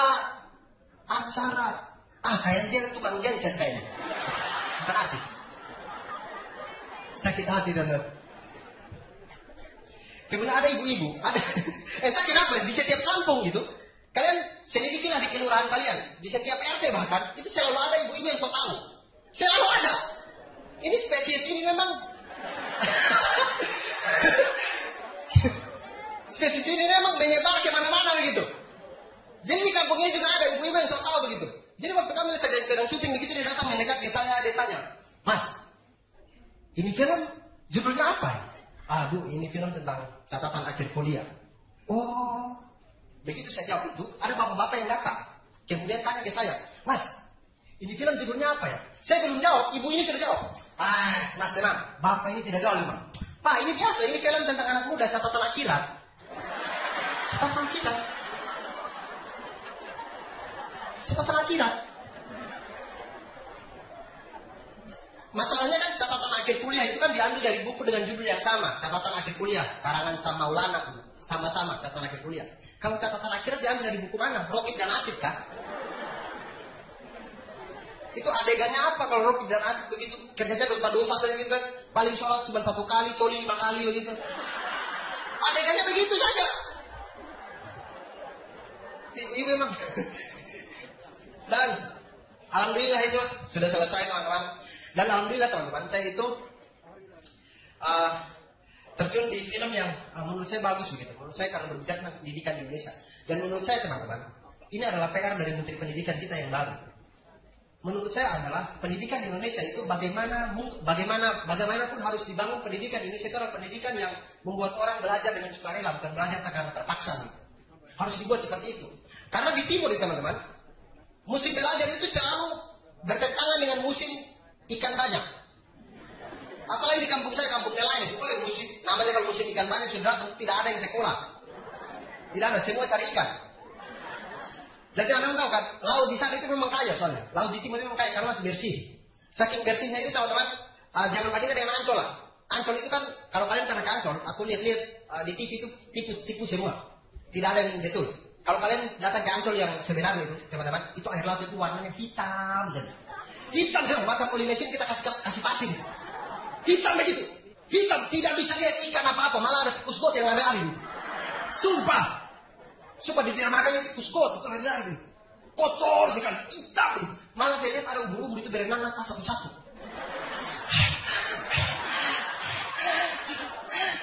Temanya di sebelah kasih nafas buatan. Wih, setengah mati. Ada kalanya itu mereka bersatu membentuk ini apa konfigurasi SOS gitu. Minta bantuan. Itu berubur. Ini teman-teman, itu memang tidak bisa apa-apa. Beda dengan di timur. Kalau di timur, itu airnya itu bersih sekali. Kalian pergi ke pantai dimanapun yang ada di timur, itu pasti pantainya bersih. Saking bersihnya itu teman-teman, kalau siang-siang itu, ikan tidak berani kawin. Saking jernihnya itu. Saking jernihnya, ikan tidak berani kawin siang-siang. Siang-siang begitu ada jantan begitu, ikan jantan begitu, mulai berenang-berenang, mendekati betina begitu kan. Berenang, menemukan nafsunya gitu. Sirip sudah tegang saja gitu. Sudah mendekat ke betina begitu, kita dari atas itu ya. Cie nafsu. Itu dia langsung malu. Saking jernihnya. Bahkan di sana itu saking jernihnya laut di sana teman-teman. Kami punya tradisi kalau selesai sunat. Jadi saya dulu juga mengikuti ini. Jadi selesai sunat 2-3 hari begitu selesai sunat ketika jahitannya sudah kuat begitu. Itu ayah itu bisa, bapak saya itu biasanya bawa saya ke orang-orang tua di sana. Itu biasanya bawa kami mandi di laut biar rupanya cepat kering gitu. Itu benangnya bisa lepas sendiri kemudian pulang-pulang kering gitu. Iya cepat. Itu teman-teman, itu namanya kita biasa kan mandi laut itu kita kan curi-curi waktu gitu kan. Mandi laut, curi-curi waktu mandi laut gitu. Tapi kali ini waktu event sunat itu kita diajak mandi laut itu oleh orang tua sendiri gitu. Artinya itu bahagianya ini tampuk. Wah, bapak ajak saya mandi laut, oke lah. Artinya saya pergi ke sana senang sekali. Mau mandi laut ini sudah buka semua. Sudah buka waktu itu masih mulus saja. Belum ada apa-apa. Semua saya sudah buka, kemudian mau mandi laut kita. Mulai jalan ke air, semangat sekali. Mandi laut. Begitu sudah mulai air mulai dalam, begitu air mulai sampai di sini gitu. Itu saya mulai jijik.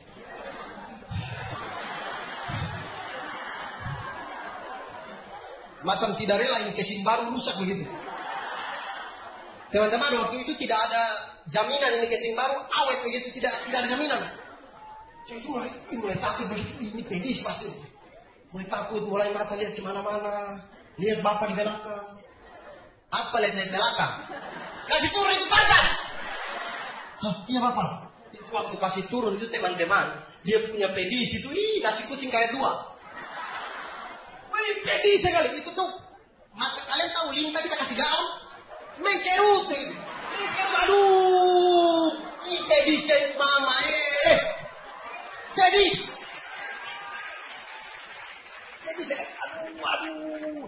Tapi itu cuma awal teman. Paling 1 menit awal. 2-3 menit selanjutnya kita berenang-berenang santai-santai begitu pulang-pulang sudah kering, sembuh.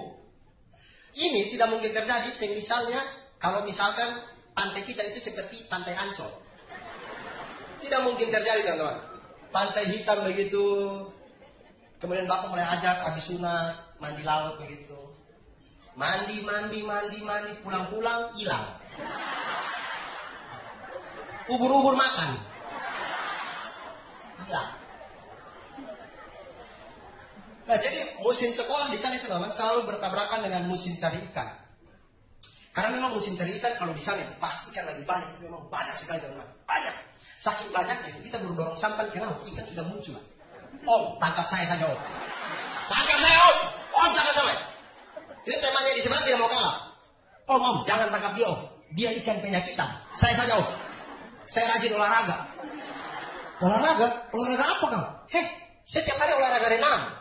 Semua ikan juga renang. Semua ikan juga renang. Memang dia saja. Masa yang lain tuh begini sih?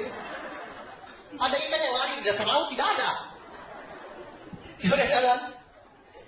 Itu saking banyaknya ikan itu teman-teman. Kami main kartu saja. Itu kami ajak Paus dan Siu datang. Paus Siu, kemarin kalian kalah itu. Main lagi. Main yang Paus dan Siu.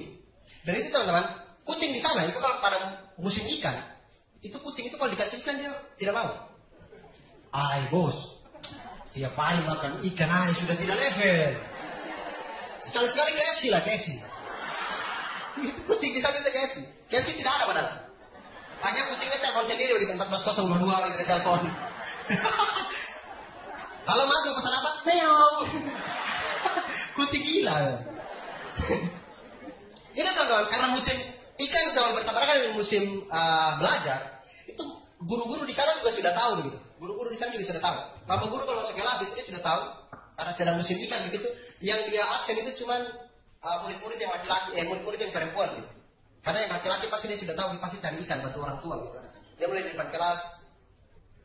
Dortia. Oh ada. Mince. Oh ada. Martin. Kau kira lu masuk sekolah? Pulang cari ikan. Anak tidak berbakti kau itu. Ursula, kenapa kau ikut-ikut? Mama guru, saya mau ikut Martin mau minta ikan. Mau minta ikan. Kalau gitu mama guru juga ikut. Akhirnya saya kena libur.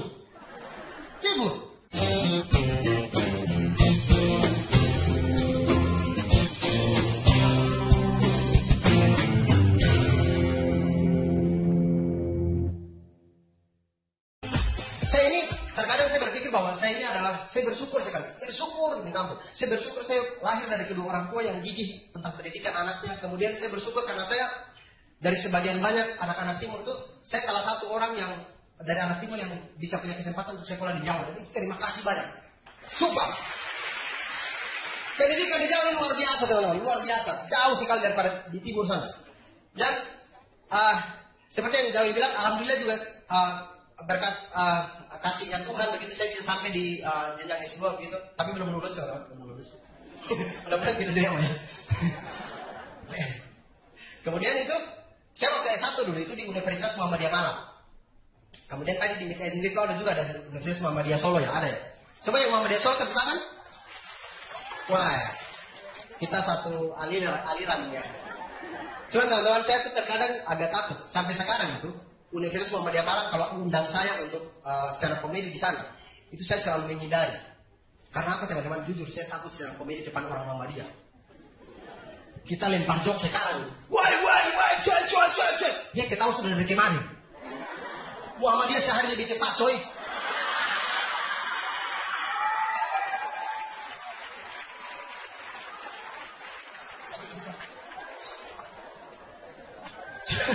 Cuma yang lebih parah lagi itu, kalau kita stand up di depan orang NU, kita stand up sekarang itu, dia tidak ketawa, dia catat. Oke, ini lucu, besok ketawa ya.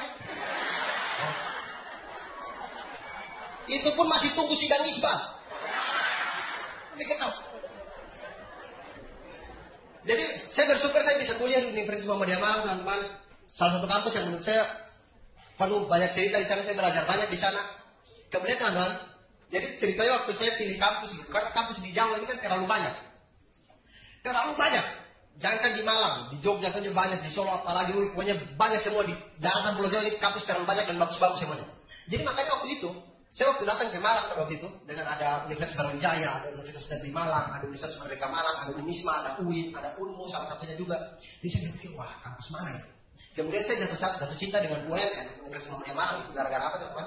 Bukan karena butuh pendidikannya, bukan karena dosen-dosennya baik, bukan karena kawasan kampusnya bagus, bukan.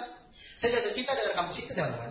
Karena di kampus itu, di gedung kuliahnya itu, ada 2 benda yang naik turun angkut orang. Kalian tahu namanya apa itu? Namanya lift. Teman-teman, benda seperti itu di kampung saya ada, tapi tugasnya untuk angkut air dari sumur itu. Di sini dipakai angkut orang. Jadi pertama kali saya lihat lift itu, saya bilang, wih, ini orang yang bagian atas tarik-tarik tidak capek kan? Wih, dia tarik orang naik turun.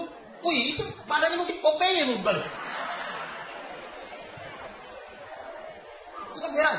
Jadi saya jatuh cinta dari kampus itu. Karena begini teman-teman, saya ini kan dari desa teman-teman. Mindset saya dari kecil itu, saya cuma lihat lift itu di TV. Makanya mindset saya dari kecil itu bahwa saya berpikir, oh lift ini kayaknya cuma orang-orang kaya yang bisa naik. Gitu. Orang-orang miskin mungkin tidak akan bisa naik lift. Gitu. Saya berpikir pada waktu itu begitu. Begitu saya sampai di tanah Jawa, begitu kemudian saya lihat kampus ini ada lift. Saya berpikir, oh saya tinggal tes di sini, bayar SPP. Berarti saya bisa kuliah tiap hari, bisa naik lift dong. Wih, tanpa pikir panjang, oke saya kuliah di sini. Saya kuliah di sini. Itu ospek 3 hari teman-teman, cuma 1 hari saya ikut materi, 2 hari saya pakai belajar lift. Sumpah, saya pakai belajar lift.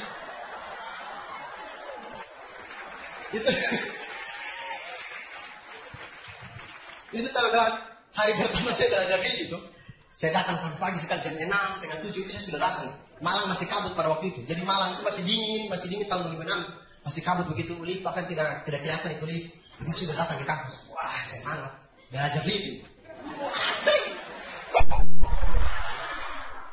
Saya datang, berdirilah di satu, tunggu lift turun.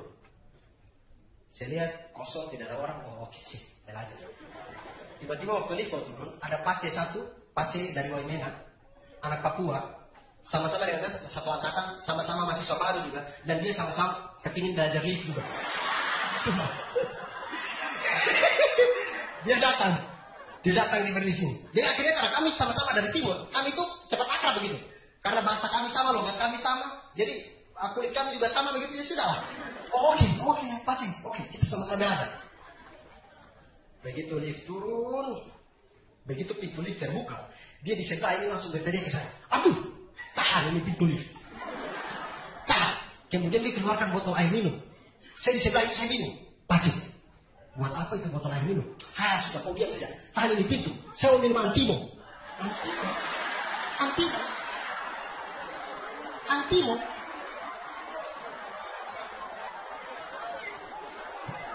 Itu teman-teman, itu saya langsung, hei Pacing, walaupun kita dari timur, kau jangan terlalu goblok lah. Orang-orang yang naik ini barang ini tidak ada yang muntah bayar di dalam, tidak ada. Santai saja, tidak perlu direto. Bikin malu saja, bagi satu.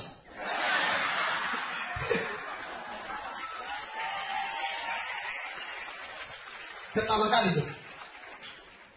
Kemudian Universitas Muhammadiyah Malang itu banyak cerita teman. Saya di sana itu pertama kali juga saya aktif di organisasi kampus. Kemudian itu pengalaman yang luar biasa teman-teman. Saya belajar di kampus, saya bisa tahu tentang organisasi, bisa berbicara di depan banyak orang. Itu mulainya dari organisasi itu. Kemudian teman-teman, karena saya dulu aktif di organisasi kampus, saya itu rajin sekali protes dengan rektor. Jadi saya itu, teman-teman kalau tahu, ini saya kasih tahu ya buat teman-teman yang tidak tahu.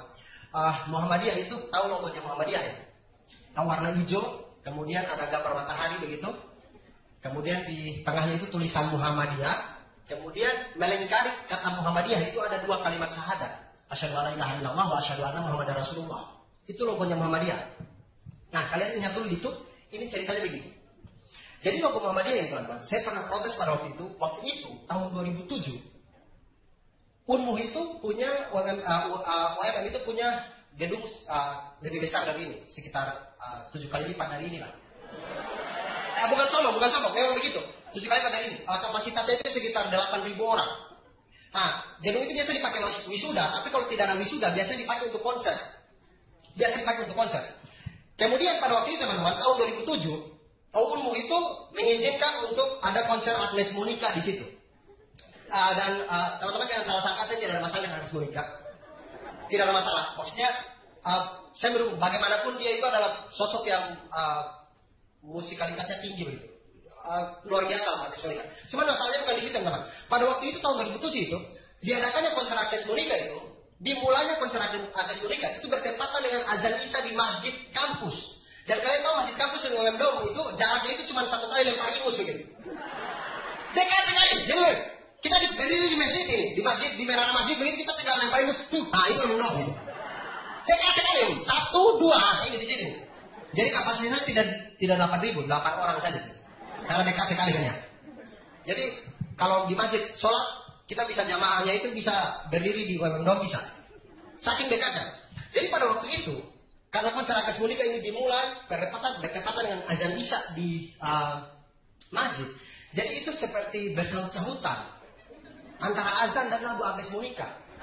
Dan itu kan kita rasanya, ini kan kampus Muhammadiyah, masa tidak bisa kalau kita saja tidak menghargai azan, bagaimana orang-orang di luar sana begitu. Saya berpikir pada waktu itu begitu. Jadi, tidak masalah dengan konser Agnes Monica, tidak masalah. Tapi apa salahnya dimulai setelah azan Isya kan aman, atau setelah selesai sholat Isya begitu kan aman gitu kan. Dua-duanya jalan, ibadah jalan, ini juga jalan gitu. So pada waktu itu karena bersamaan, jadi bersahut-sahutan. Jadi kami yang di luar itu kami dengar itu seperti saling bersahutan.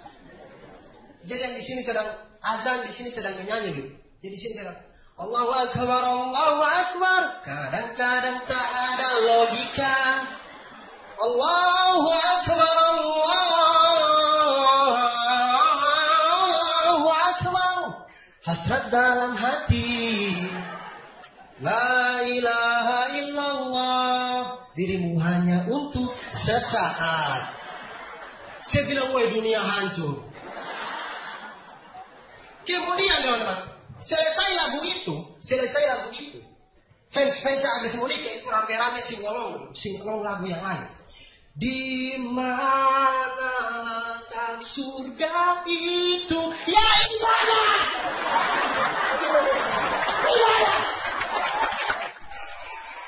Pakai nyanyi. Ya, ini azan, ada azan panggil orang ibadah. Ini azan. Jadi sini kata surga di mana? Surga di mana? Ya azan. Ya azan, ya ibadah. Jangan salah. Sumpah. Ini emosi. Akhirnya waktu itu saya protes ke Pak Rektor pada waktu itu. Rektor sampai sekarang masih rektor yang sama. Ya masih yang sama. Saya kesana saya protes, Pak, Bapak. Ya alasan yang sama itu tadi, saya bilang mulailah konser tidak apa-apa lah di situ. Hitung-hitung dakwah lah tidak apa-apa. Tapi ya setelah Isya bagaimana? Kemudian rektornya mengakui itu. Oh memang salah. Mungkin IO-nya buatnya salah. Tapi sebenarnya UNMU itu mengundang UMM Dome itu dibuat untuk konser-konser musik itu juga rektor itu ternyata punya alasan khusus. Alasannya pada waktu itu adalah begini. Di UMM Dome itu seperti ini, tepat di plafon atasnya dia kan bentuk bulat. UMM Dome itu bentuk bulat. Jadi di atasnya itu plafonnya itu cuma satu, bulat begitu. Dan di bulat itu yang besar sekali itu di plafonnya itu ada logo Muhammadiyah. Logo Muhammadiyah besar sekali. Jadi rektornya itu pada waktu itu punya alasan begini. Ya memang sengaja itu sebagai dakwah gitu. Jadi siapa tahu mereka joget-joget lagu begitu, lihat ke atas 2 kalimat syahadat mereka tobat. Sumpah, alasan rektornya begitu pada waktu itu. Sumpah. Jadi saya berpikir, oh begitu Pak. Wah, berarti kalau alasannya begitu, kalian masih ingat kasus Lady Gaga ditolak konser di Indonesia? Itu karena di Jakarta dibuatnya. Harusnya Lady Gaga itu konser di Malang. Taruh di UMM Dome itu. Atau kalau perlu, penontonnya itu semua kompak bawa bendera Muhammadiyah. Bawa bendera Muhammadiyah, datang. Jadi begitu Lady Gaga, good night Malang, semua itu langsung sikap lilin, begitu sikap lilin, langsung menyanyi Mas Muhammadiyah. Sang surya telah bersinar, syahadat dua melingkar, warna yang hijau berseri membuatku masuk Islam. Itu saya yakin. Lady Gaga habis konser, satu langkah keluar dari UMM Dome, itu dia mualaf. Saya yakin. Hanya pada waktu itu tidak dibuat. Nantilah kapan-kapan kita buat. Atau kita pindah ke Universitas Muhammadiyah Solo sini. Kita pindah di situ. Tapi buat dulu atap yang ada sahadatnya itu. Dan memang terkadang teman-teman, terkadang dalam hidup itu kita membuat keputusan dari alasan-alasan sederhana. Kadang memang begitu. Contoh, saya kasih contoh ya teman-teman. Menurut saya, ini materi yang agak berat untuk di Solo. Menurut saya, kalian akan tahu materi apa karena kenapa saya bilang berat ini. Menurut saya teman-teman, kebijakan presiden kita subsidi BBM itu menurut saya itu tidak masuk akal. Mencabut subsidi BBM itu tidak masuk akal. Itu sama tidak masuk akalnya dengan kubu Prabowo membuat DPRD pilkada, pemilihan pilkada itu kembali ke DPRD. Itu sama-sama bullshit menurut saya. Saya tahu ini kandangnya Jokowi, teman-teman. Makanya saya bilang ini materi agak berat begitu. Saya tahu daya hati Jokowi banyak sekali di sini. Dan jujur teman-teman, kita boleh kritis tapi jangan pesimis teman-teman, jangan pesimis. Walaupun saya dulu dukung Prabowo teman-teman, Tapi teman-teman, saya adalah orang yang pertama ketika Jokowi terpilih, saya percaya bahwa Jokowi bisa mengatasi masalah di Indonesia. Saya percaya itu. Sampai sekarang. Tapi yang membuat saya ragu adalah Jokowi bisa mengatasi masalah di Indonesia, tapi Jokowi belum tentu bisa mengatasi Amerika di belakangnya. Belum tentu teman-teman. Saya kasih tahu alasannya. Ini ada kaitannya dengan subsidi BBM yang kita dicabut, teman-teman. Alasan-alasan dari pemerintah itu menurut saya tertentangan gitu, tidak masuk logika gitu. Alasan yang pertama adalah subsidi BBM itu dikurangi untuk kembali biar dana itu kembali ke pendidikan, dan kesehatan dan segala macamnya. Kemudian menurut saya teman-teman, pendidikan itu dari zaman SBY itu APBN itu sudah 20% untuk pendidikan dan itu masih dikorupsi. Bayangkan kalau 20% cuma dipakai untuk pendidikan, woi maju kita. Itu sudah dikorupsi. Kemudian alasan kedua adalah kartu sakit Jokowi. Kartu sakit Jokowi itu teman-teman itu tidak mengganggu APBN, tidak mengganggu sama sekali karena diambil dari CSR BUMN. Artinya itu tidak mengganggu APBN, tidak mengganggu sama sekali. Subsidi BBM 100 triliun, pajak rokok itu 1 tahun itu 145 triliun. Berapa kalian yang bisa rokok? Kalian itu bantu subsidi BBM selama ini? Iya. Pajak rokok itu 145 triliun. Subsidi cuma 100. Masih kita masih surplus 45 teman. Dan sekarang itu faktanya adalah harga minyak dunia itu turun. Makanya Pertamax harganya turun. Harga minyak dunia sedang turun. Kenapa kita harus naikkan harga premium begitu? Kita jual di harga 6.500. Itu kita tetap untung. Teman-teman. Tetap untung. Kenapa harus dinaikkan? Menurut saya teman-teman, naikkan subsidi BBM itu, mencabut subsidi BBM, apapun keputusannya kita akan patuh gitu. Kita akan adaptasi. Cuman sisi adaptasinya ini yang berbeda-beda. Mungkin kalau saya adaptasinya akan saya kurangi untuk ke kafe, saya kurangi untuk misalkan jajan-jajan yang tidak perlu, beli sepatu misalkan beli baju begitu. Tapi teman-teman bayangkan kalau keluarga miskin di Flores Timur sana, itu satu keluarga teman-teman. Satu keluarga anaknya cuma 5 orang, teman-teman, 5 orang kemudian mereka tuh bukan berbagi pakaian, bukan, mereka berbagi nasi, teman-teman, berbagi nasi. Bayangkan, kita sama-sama adaptasi dan kita akan sama-sama keluar dari subsidi BBM ini, tapi beda adaptasi kita itu beda. Sekarang, alasan berikutnya Jokowi adalah subsidi BBM itu selama ini dirasakan oleh orang kaya. Nah ini yang saya akan katakan teman-teman. Teman-teman sekarang hitung, berapa jumlah SPBU di Indonesia dan berapa jumlah orang miskin di Indonesia. Coba bandingkan, berapa banyak. Jumlah SPBU di Indonesia, kalau memang itu cuma dirasakan oleh orang-orang kaya teman-teman. Berapa jumlah polisi kita, DLNAJ kita, TNI kita, masa tidak bisa utus 2 orang untuk jaga SPBU, ada hanya kendaraan yang pantas yang dapat subsidi BBM, masa tidak bisa seperti itu? Lebih mudah menjaga SPBU kan daripada mengatasi kemiskinan yang begini banyak di Indonesia. Lebih mudah mana? Saya takutnya teman-teman, inilah yang saya bilang, saya takutnya tidak bisa mengalahkan Amerika di belakang. Karena begini teman-teman, keputusan mencabut subsidi BBM itu setelah beberapa hari dia datang dari OPEC. OPEC ya? Maaf, saya terlalu menghayati materi ini dan sampai salah. APEC kan, dia datang dari APEC. Dan saya takutnya teman-teman. Jadi saya punya cerita begini. Saya punya teman di Malang. Jadi saya anak Juventus ini kebetulan tergabung di Juventus di Malang teman-teman. Jadi saya punya cerita begini.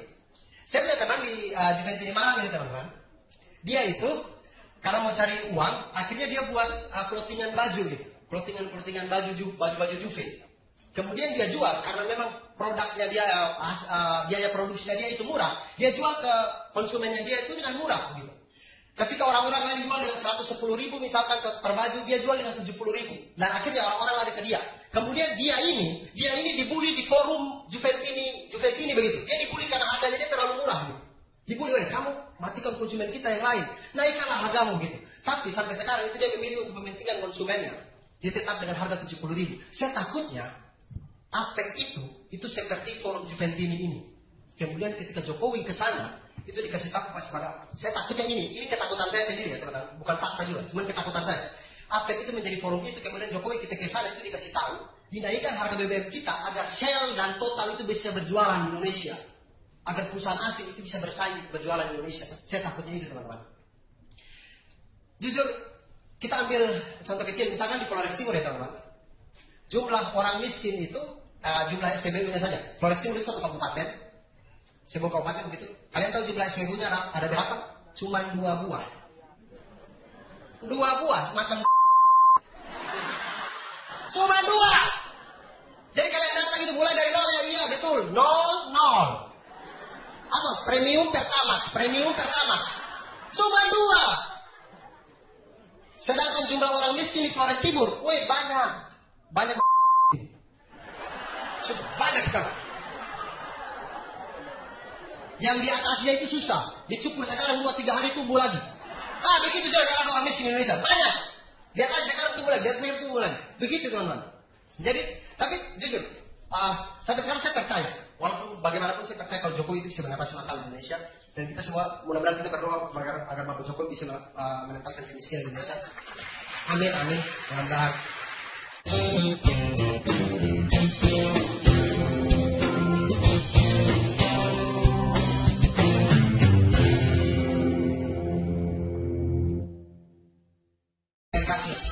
Kalian kalau nonton AFF kemarin itu sakit hati minta ampun. Kalau kalian yang nonton AFF ya, itu sakit hati minta ampun. Kita sudah tidak ada peluang baru Evan Dimas dikasih masuk. Alfred Riedel.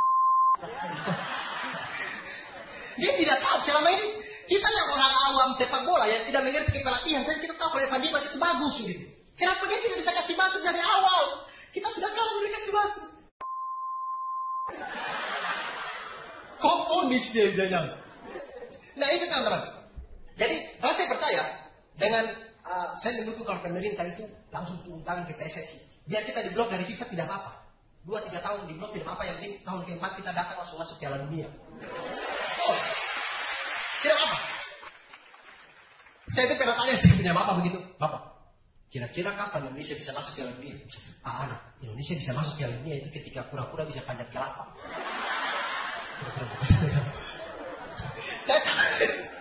Saya takutnya kawan PSSI dari hari ini kemudian mulai pilih pura-pura mulai latih dia untuk panjat kelapa begitu. Ayo pura-pura, ayo. Karena jujur, Indonesia itu pernah masuk Piala Dunia teman. Kita itu pernah masuk Piala Dunia tahun 1938 kita pernah masuk Piala Dunia. Tapi nama kita pada waktu itu masih Hindia Belanda. Jadi waktu kita dijajah itu kita masuk Piala Dunia. Tapi waktu kita merdeka kita cuma jadi penonton Piala Dunia. Itu ibarat waktu pacaran bisa cium-ciuman. Begitu nikah, cuman kelihatan foto gitu. Sayang. Itu pun foto ronsen.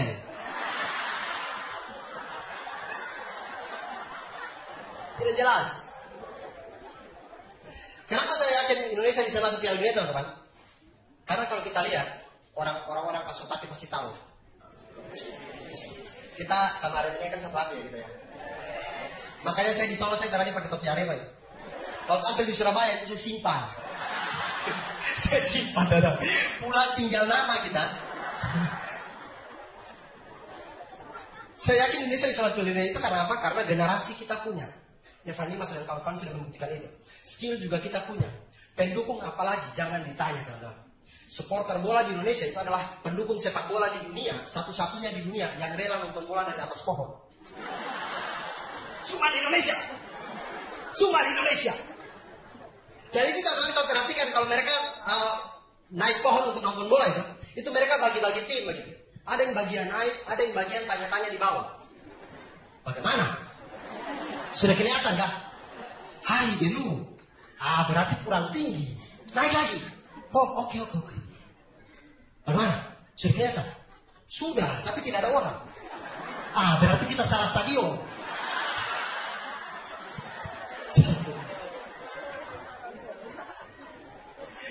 Generasi kita tuh banyak teman-teman. Salah satu gambaran teman-teman. Luasnya Indonesia teman-teman. Dari jalur stand up comedy ini akhirnya saya pernah bertandang ke Sulawesi. Sebelumnya itu belum pernah sama sekali. Saya pernah ke Sulawesi teman-teman di Palopo. Kalian tahu Palopo di mana? Palopo itu teman-teman itu salah satu kabupaten di Sulawesi Selatan. Dan kalian kalau mau ke sana itu tidak ada langsung. Jadi kita harus pakai pesawat. Kita sampai di Makassar. Kemudian dari Makassar itu kita jalan sekitar 10-12 jam baru sampai di Palopo. Jauh sekali. Jauh. Itu perjalanannya itu kalau kita buat skripsi itu bisa dari judul sampai daftar pustaka itu. Woi jauh. 2 kali PP Makassar Palopo itu pulang-pulang sarjana. Baru. Tapi bedanya Sulawesi Selatan itu lebih maju teman-teman. Sulawesi Selatan itu gubernurnya bagus mungkin. Pembangunan itu lebih bagus. Jalan itu sudah ada 2 jalan begitu. Ada pelang di tengah begitu. Jadi jalur sini begitu. Lebar. Kemudian jalannya bagus-bagus. Kalau di NTT, jalan antar kota itu mama saya nih. Itu jalan antar kota itu teman-teman. Kecil macam ini karpet merah ini. Kecil sekali, anak-anak kecil seperti ini. Kecil sekali sudah begitu. Sudah kecil itu kanan itu tebing, kiri jurang, tengah lubang. Kita tinggal pilih mau kecelakaan yang kayak apa itu. Kecil. Kalau kita bawa mobil, ketemu dengan mobil yang dari sana, kita bawa mobil dari sini, ketemu mobil dari sana, itu kita harus saling mengalah. Walaupun orang timur harus mengalah. Gitu. Jadi di sini berhenti, di sana juga berhenti. Akhirnya yang lewat monyet. Wah. Monyet hutan. Itu teman-teman. Makassar Palopo. Ini saya kasih gambaran biar kalian tahu jauhnya Makassar Palopo ya teman. Kalian kalau perhatikan bisa sambil buka Google biar kalian tahu kalau saya tidak tipu. Bentuk Pulau Sulawesi itu kurang lebih itu seperti ini. Ya, bentuk Pulau Sulawesi. Bentuk K begitu kan ya. Nah di ujung tangan kanan saya ini, yang ini. Mbak ketawa lagi macam tahu saja gerakan apa ini. Nah tangan kanan saya ini Sulawesi Utara, Manado. Kata anak-anak Makassar, saya main di Makassar, Bang, kalau mau ke Manado itu jangan lupa 3B. Bunaken, bubur Manado dengan bibir Nona Manado. Yang ketiga ini saya cari cuma belum ada yang jadi korban rabies itu teman. Itu lihat. Iya, kemudian mulai turun ke bawah teman-teman. Mulai turun ke bawah, turun ke sini ini. Di sini ini Palu. Sumpah Palu itu pasti di sini. Ini Palu. Kemudian di sebelahnya Palu kalian tahu apa? Di sebelahnya Palu itu Poso. Ini Palu, ini Poso. Makanya wajar ini tempat konflik. Wajar. Kemudian ujung kaki kanan saya ini Makassar, Sulawesi Selatan. Kemudian kalian tahu kenapa Makassar dan Palopo itu jauh? Kalian tahu Palopo ada di mana? Palopo itu tepat di daerah tersimpan berbagai macam gitu kan. Ini tepat di situ, tepat di tengah situ, itu Palopo. Makanya perjalanan kenapa jauh? Karena kita merangkak pelan-pelan dari bawah. Kita dari bawah pelan-pelan gitu, pelan-pelan masuk Palopo pelan-pelan. Makanya saya di dalam mobil itu, sepanjang Makassar ke Palopo itu, saya dalam mobil itu ketika mau masuk Palopo itu saya rasa geli-geli sendiri gitu. Aduh Pak sopir. Kurang ketenya, Pak sopir kurang ketenya. Aduh Pak sopir, aduh mana saya, aduh. Geli sekali. Untungnya, waktu kami masuk Palopo itu malam-malam, tidak pagi-pagi. Pada saat kita baru bangun tidur begitu. Karena saya yakin kalau kita sampai pada saat baru bangun tidur, saya yakin di tengah kota Palopo itu ada batang pinang besar sekali. Besar, pagi-pagi kan dia bisa tegang kan? Saya yakin itu ada batang pinang besar sekali di situ. Jadi orang Palopo itu kan 17 Agustus kalau mau lomba panjat pinang itu mereka tunggu itu pinang berdiri. Pagi-pagi itu wah sudah ada pinang. Mulai ambil oli, mulai oles-oles di situ. Oles. Itu begitu panjat pinang terjadi itu baru dipanjat 2-3 kali itu langsung ada salju turun dari atas.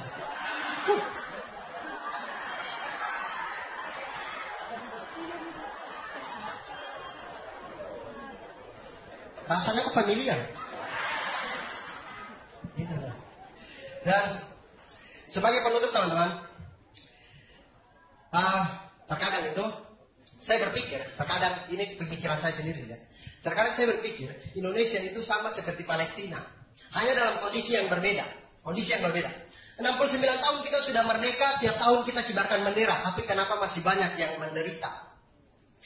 Kalau kata teman saya, Martin dan Ursula itu, dari selatan, utara, timur ke tenggara, itu jangan ada dusta di antara kita. Ya. Kalau memang kita sudah merdeka, kenapa akses pendidikan dan kesehatan masih sulit seperti di jalur Gaza? Kenapa? Teman-teman, kita ini memang seperti Palestina, hanya dalam kondisi yang berbeda. Kita mampu berdiri atas kaki dua, tapi tidak mampu tegakkan kepala. Kita kaya akan sumber daya, tapi terkungkung di bawah negara adidaya. Selamat, terima kasih.